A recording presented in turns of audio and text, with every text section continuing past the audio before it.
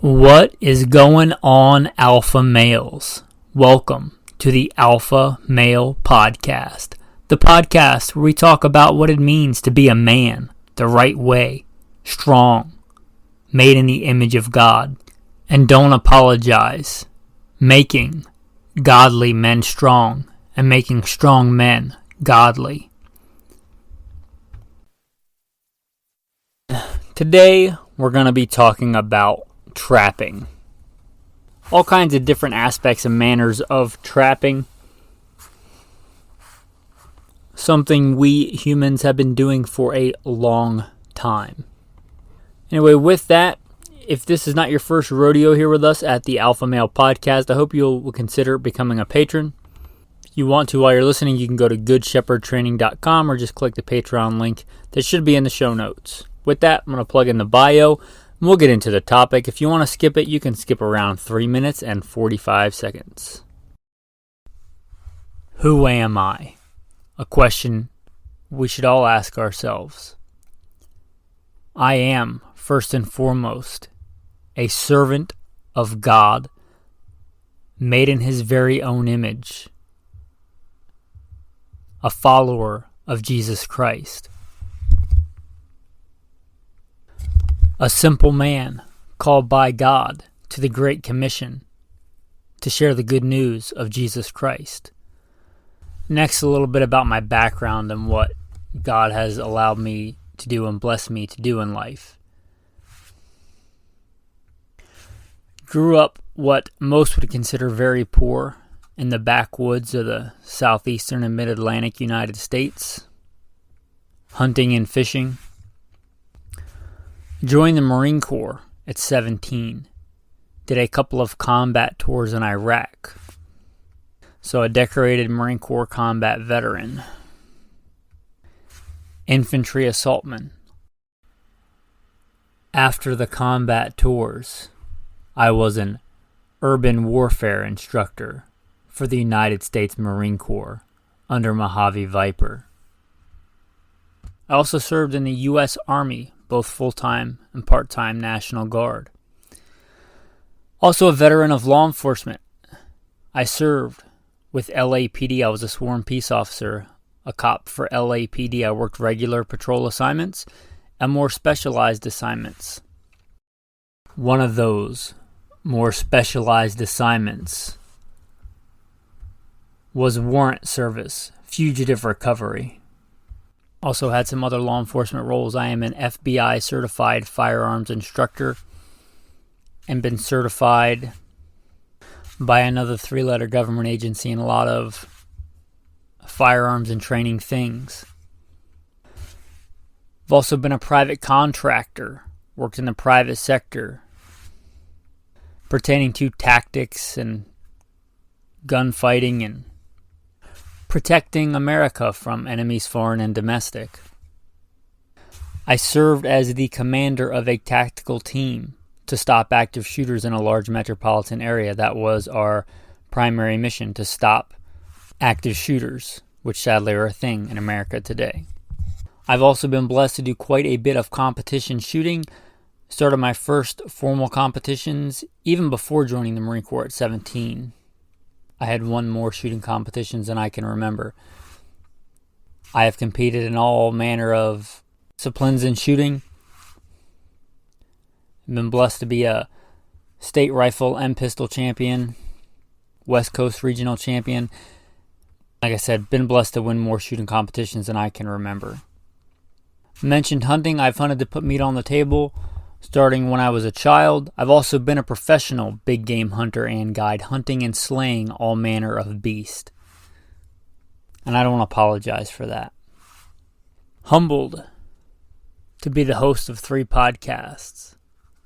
Simple Man Sermons, Alpha Male Podcast, and Gunfighter Life. Obviously, as things not mentioned, I've been blessed to do many other things. But, again, first and foremost, I'm a servant of God, a believer and follower of the Bible, the Word, Jesus Christ. And I don't apologize for that. With that, Let's transition into today's topic. So trapping is a big and complex subject. It may seem like a simple thing, but it is anything but. Our ancestors, your ancestors likely have been hunting and trapping in whatever culture it is. Likely a primitive version of that culture, whether it was China or Japan or Northern Europe or Western Europe or Native America.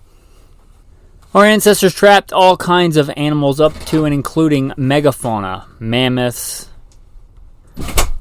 all kinds of extinct creatures, big cats, predators. And there's many different ways to do it. And we kind of think today in our culture and society, usually because of laws governing how we have to do things as hunters and trappers, that they're very different, but they're really not. There's really no fine line between that. You know, I've heard that Mongols, and I wasn't there obviously, and other cultures, early hunters of buffalo and bison, they would corral them into canyons, basically a trap, and then just spear them to death. I would consider that a trap. Basically a giant natural live trap, which we're going to do different kinds of traps later. The Mongols were famous for moving the entire landscape of animals in smaller and smaller and smaller areas until they finally surrounded them and killed them. And likely a lot of that ancient history of ours has been lost on exactly what different kinds of traps they had and made and what tactics they used, running buffalo off cliffs. Or we know about the Paiute deadfall trap, but there must have been many other cultures that came and went. You have to remember that Native American tribes fought each other and annihilated each other and absorbed each other all the time. So who knows how many different traps just in North America have been lost to history. That being said, there's many different ways to trap. There's really only a few things you need to trap that are essential. Number one, like everything else I started out with, you need God. You need God, His blessings and provision. God provides. Everything you have is a gift from Him. Next, you need a brain. You may think of trapping as some redneck, backwoods, simpleton thing, but it is not. Trapping is quite complex. In fact, it's often harder to trap animals than to hunt them. But you need a brain to understand habits, to understand habitat, to understand movements, to understand diet. Especially if you're talking about animals that are quite wily and hard to trap. And if you are not using bait, you have to basically guess within a few inches of exactly where that animal is going to step. Whether it's trying to figure out how you're going to get a buffalo to run into a canyon or into deep snowbanks, or whether it was, you heard my bio, I worked some specialized assignments when I was a police officer. One of those was fugitive recovery. That might be getting somebody to drive their lowrider Honda Civic down a certain alley with no egress point where I could have them trapped and take them into custody. Or in the military, cordoning off an area and setting up perimeter, setting up concertina wire to funnel an enemy into an area you want them to go. Very much a trap. What is a claymore mine if not perhaps one of the lightest and handiest and most efficient traps ever devised? There are so many different things and so many different kinds of trapping. And I guess another big thing that you have to do for trapping is you have to spend time in that environment, wherever it is you want to trap. If it's in the woods, if it's in the desert, if it's trapping fish in a stream, which we'll get to later. You know, any of those things, spend time. You have to spend time in those environments to get to know them. You have to be able to collect that data in your brain as to that environment and how those animals interact with that environment. Times, feeding habits, patterns, what they do when there's a cold front, what they do when there's a heat wave, what they do when it's mating season, all those things. Sources of water, all that plays in. Again, trapping is a thinking man's game. I should mention, because it's not in the bio, because it's not normally germane, but I have trapped since I was young off and on. I guess if you can count tactical operations, I've done quite a bit of that as well. But trapping animals I've done since I was young, and I often did it in different environments, and I did it professionally for a short time as a professional trapper as part of being a professional hunter. Also, I want to talk about, before I talk about different kinds of traps and ways of trapping, ethics, morals. We are called as humans, made in the image of God. We are called to fill the earth and subdue it. And I don't apologize for that. But we're also called to be good stewards. And ethics, not wanting an animal to suffer any more than it has to. Just because something is legal doesn't make it moral or ethical or right. In addition to ethics and morals, which I think should come first, there are many laws governing trapping. So before you try any of this, make sure it's legal. Hunting laws, trapping laws can be very convoluted and vary widely from state to state. And I don't even want to guess about general rules for trapping in other countries. So, after that, why might we want to trap? Though, number one and most obvious is for food. That's, why we've trapped historically for long periods of time. Not to be underestimated, for clothing. Often overlooked that today with all the cotton and other stuff that we can wear. But really, that stuff is kind of inferior to old school fur, and it became unfashionable. I don't know when the whatever movement happened. I think in the 60s, whatever you want to label that, where it became let's just say undesirable, at least here in America, to wear natural furs, which seems kind of silly to me. Because now a lot of people shoot those fur-bearing animals and just leave them to rot when they have a beautiful coat and pelt. But anyway, historically also trapping those kind of animals for the warmth and clothing that they can provide. Another reason you might want to trap is to get rid of unwanted animals on land that you have for a certain purpose. Let's say, the classic keeping the rabbit out of the garden with just a box and a stick. That's a classic English garden kind of trap, to catch a rabbit eating stuff in the garden. Or more sinisterly, perhaps trying to catch a fox in a hen house, setting up traps like that. Catching wolves trying to get into livestock, or coyotes, or things like that. Many reasons why you might want to trap. Another one is just to learn the environment and for the skill of doing so. Or not so much done today, because again, in that movement in the 60s, pelts used to be worth quite a bit, but not so much today, but maybe professionally. For money. Alright, so let's talk about some common kinds of traps. First, I'm going to start off with metal traps, like purpose-built metal traps. Trapping is hard enough. If you're going to try it, you may want to start with purpose-built metal traps. And then once you get good at that, try the more primitive traps if you want such a skill. The first one, the name's kind of misleading, but they're called live traps.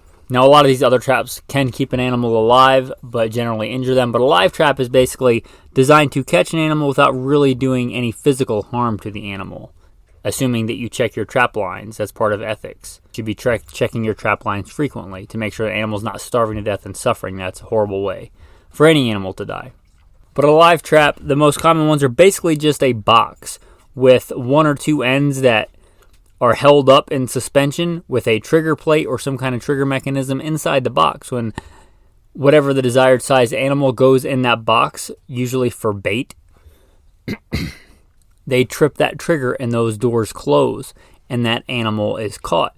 They could be anywhere from fairly small for things like possums and raccoons, are pretty common in a lot of America anyway, to very large live traps for things like pigs.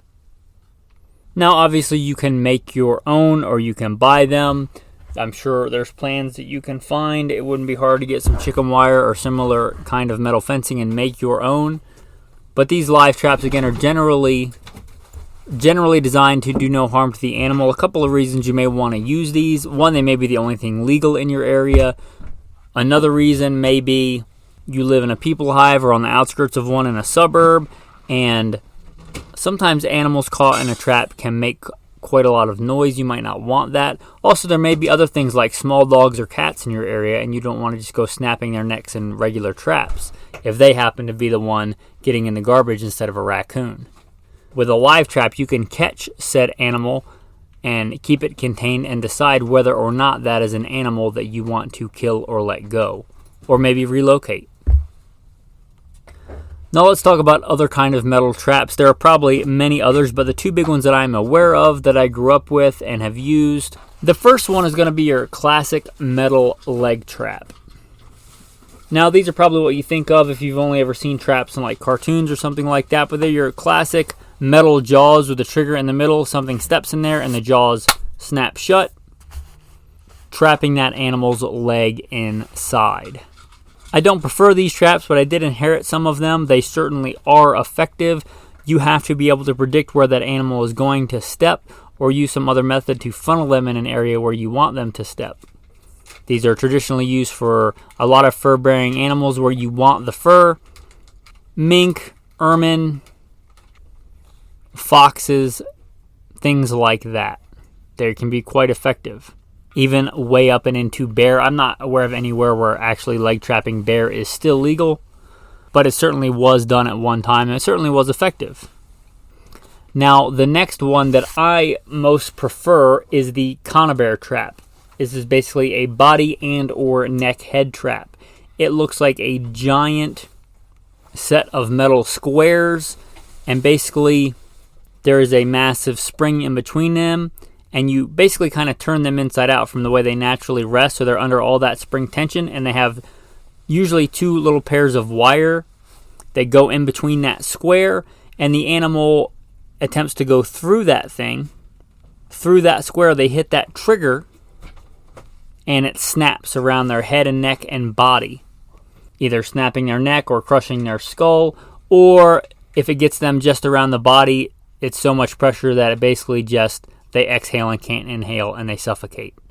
A much quicker way to go, and hopefully a lot less painful if done right. Certainly an animal could get their leg or caught something in there. I've never seen that, but that's the way these conibears work. Just like the leg traps, they come in all manner of sizes depending on what you want to trap. If I'm using metal traps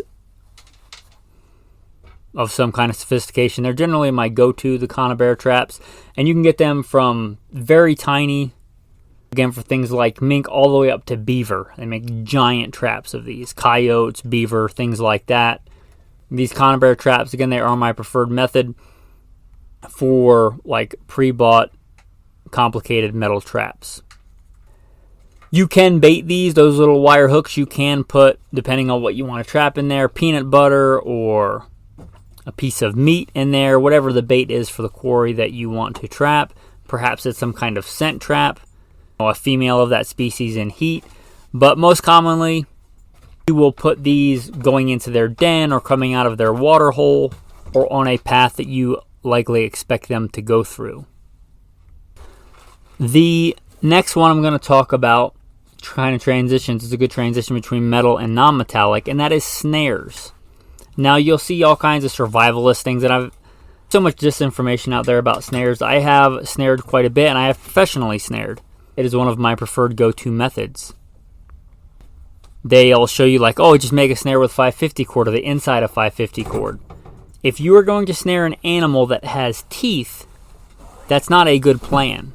I guess unless you're watching a snare, you're going to run up and club it. But if you're watching a snare, then why don't you just shoot it and hunt the animal? But if the animal has teeth, they can usually bite through, like a deer or a raccoon or something. They'll bite through 550 cord. A metal snare is far more effective. They cannot bite through that, at least not in the amount of time that you should leave those traps unattended. So metal snares, usually big, thick wire. If you're using it on very small animals, you can obviously go with much smaller snares like picture hanging wire or piano type wire, up to very large wire. I have trapped very large animals. I'll just leave it at that.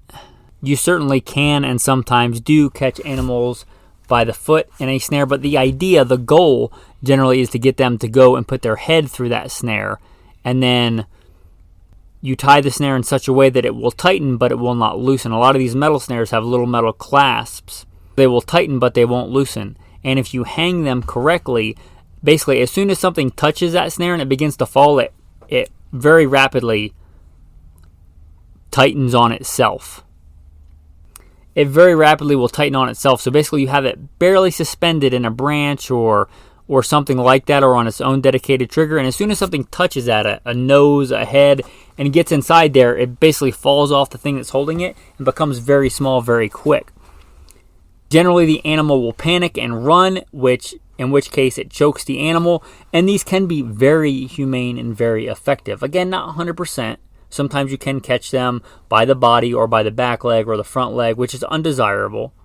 But if you do it right, and again, if you know your animal's habits, you know about where their nose is going to be traveling when, let's say, they're at their normal lope, like a coyote, where their nose is going to be to the ground, and you can set that snare up the right size and the right height, they can be quite effective and quite quick in dispatching an animal. I also have snared other things quite effectively if the animal does not have teeth. One of my favorite things to snare is birds. With birds, you can use something as simple as fishing string, and I should probably save that for the end when I talk about fishing birds. But snares are one of my favorites because they require the least. A bunch of snares don't take up that much space, and they can be quite effective. 10 or 15 conibear traps are quite heavy, but 10 or 15 snares are not that heavy. Snaring, very simple, very low tech, but I would suggest metal wire if you're doing anything with teeth. And again, you really have to know animals' habits, their paths, where they're going. Like, for instance, coyotes like to run fences. So what they'll generally do is hit a fence and then go down that fence until they find an easy way to get in or out. So if you look down that fence line and you see somewhere where you can look and see where they've gone under the fence or pawed under the fence, and you can set a snare on either side of that, so when they travel up or down that fence to get to that spot, coyotes a lot of times will travel in straight lines, then you will catch them or snare them going down that fence line. That's just one example. If you were trying to trap, let's say, a squirrel, a classic sign of a squirrel is a pine cone that's been chewed all up with the petals of the pine cone falling down because they eat those to get the seeds inside. A lot of times you'll see where squirrels have their favorite stump or their favorite fallen log, where they'll literally take pine cones there because it's a good outlook and nothing can really ambush them, and they'll sit there and you'll be able to see, especially if it's been snowy, but even if not, where they go over and over again to bring these pine cones to eat them. So if you want to kill said squirrel, that might be a good place to set up and look where they get up onto that old stump or where they climb up onto that tree. Anyway, these are just examples of know your quarry, know the environment, know the diet, know their habits. Anyway, snaring. Next we can talk about primitive trapping. Again, I would say start with something a little bit easier when you get the hang of it, then maybe try some primitive trapping. But things like a Paiute deadfall, and you may do a combination of these, right? I'll classically make kind of primitive contraptions to funnel an animal in and then catch it in a metal snare. But really, like we talked about in the beginning, the brain is the limit. You can look at some classic traps used by different cultures, but really use your imagination, and it really just depends. There's a couple of classic go-to triggers and ways to, like, let's say, suspend a rock in the air. A real classic one is a sapling trap snare, which is kind of like the snare we already talked about, except this one you take a sapling, you strip a lot of the limbs off of it, and you tie a leader onto that snare and suspend it on where you expect that animal to go with a trigger. And when that animal gets caught in that snare, it releases that bent over small young tree which has all that energy stored up, and it snaps. And all that energy is imparted to tighten that noose on that animal, maybe even suspend that animal all the way up in the air, depending on the size of the tree and the size of the animal. And probably a real classic and simple one that, humans have been using for a long time is literally just digging a pit and covering it. And really, again, the sky is the limit, and audio is not the place to really explain these. There are so many ways to do primitive trapping, and a lot of that's going to depend on what animal you're trying to trap and what the environment is. Are there a lot of rocks in your environment? Or there are almost no rocks in your environment? We generally have been discussing trapping mammals, but another classic thing to be trapped are birds and fish. We talked about a metal live trap. There's a version of that basically called a minnow pot. Real simple way to catch small fish. They're commercially available. There's all different designs of them. There's ways to make fish traps. You can also make primitive fish traps by basically, again, make sure this is legal, but funneling in the fish where you want them to go with sticks. You can a lot of times do it in streams with just configurations of stone. Although you may not think of it that way, you might consider netting as a form of fish trap. A gill net. What is a gill net if not a way to trap fish going into a certain area? And there's a fine line between hunting and trapping. A gill net you might consider trapping, but a cast net where you actually throw it out onto the fish you may consider more like hunting or fishing. Also, a trot line. If you don't know what a trot line is, instead of just a line with a hook on it, think of like a really long rope or sturdy line with many, many baited hooks on it, either on the top or the bottom or suspended in the middle of the water column to catch many fish. Trot lining or long lining, one might consider that fish trap. Anyway, let's transition to birds. Another real traditional thing to do is catch birds. Now, there are bird live traps, just like the other kind of live traps are kind of a big cage with a different style of doors and things. Also, snaring birds. I have done this successfully even when I lived in a big metropolitan area. This was a way that I could stay in touch and put meat on the table. Even though I could just go to Walmart, I still like trapping some of my own food. In almost any environment that you're going to live in, there's going to be some kind of edible bird. Again, with something as simple as monofilament, if you know how to tie different kind of knots, a bowline, a noose knot, a simple one-way slip knot, and literally tie, 4 or half a dozen of these around a small stick that you sharpen and pound it into the ground and put some bird seed down and catch birds. Anyway, snaring birds, catching fish. To the tactical tip of the day. Now, you may not know this. It's pretty obvious to people that have trapped before or common knowledge, but if you've never trapped before, you might not know this. But if you're talking about your classic metal traps or really any kind of trap, you want to keep your scent off of that trap if you are trapping anything with a decent nose, which is most things aside from fish and birds. But you generally don't want those traps to smell like a human, so there's a couple of things you can do. You can set those in a creek or a ditch or a pond or something like that. You can even get them mostly set up and ready to go and then lay them in the water like that. And then, when you're ready to use them, go take them out without touching them and set them where you want them. And you probably also want to have a pair of good leather gloves you don't really use for anything else. You don't get gasoline on or anything like that, but a good pair of leather gloves or just a good sturdy pair of rubber gloves that you're going to use to touch those traps. Now, it really depends on what you're trapping. A possum may not care. A wily coyote or a fox may care very much. But remember that many animals do a lot based on what their nose tells them, so keep that in mind when you're hunting or trapping. Which is going to bring us to the tactical verse of the day. So God blessed Noah and his sons and said to them, "Be fruitful and multiply, and fill the earth. And the fear of you and the dread of you shall be on every beast of the earth, on every bird of the air, on all that move on the earth, and on all the fish of the sea. They are given into your hand."